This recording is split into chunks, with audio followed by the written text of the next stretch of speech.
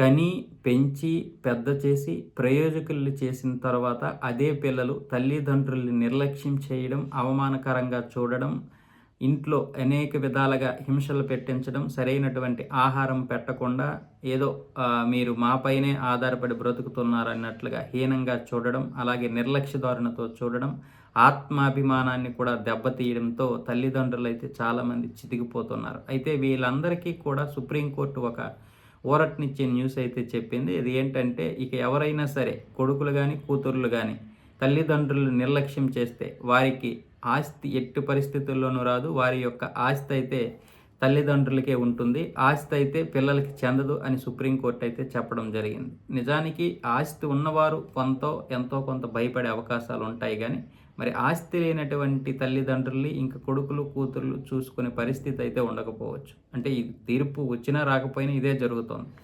అయితే మధ్యప్రదేశ్‌లో జరిగినటువంటి ఒక సంఘటనని ఆధారంగా చేసుకొని, తన తల్లిని నిర్లక్ష్యం చేస్తున్నటువంటి ఒక కొడుకుపై ఆ తల్లి అయితే కేసు పెట్టింది హైకోర్టులో. అయితే హైకోర్టు ఏమొచ్చేసి ఆమెకి వ్యతిరేకంగా తీర్పు ఇచ్చింది. దాంతో ఆమె సుప్రీంకోర్టులో పిటిషన్ దాఖలు చేశారు. దాంతో సుప్రీంకోర్టు అయితే ఈ కేసును పరిశీలించిన తర్వాత తల్లిదండ్రులు నిర్లక్ష్యం చేసినటువంటి పిల్లలు అంటే కొడుకులు కావచ్చు, కూతుర్లు కావచ్చు, ఎవరికైనా సరే వారి యొక్క ఆస్తి అయితే రద్దు చేయాల్సి ఉంటుంది. వారికి తల్లిదండ్రుల ఆస్తి ఎట్టి పరిస్థితుల్లోనూ వారికి రాదు.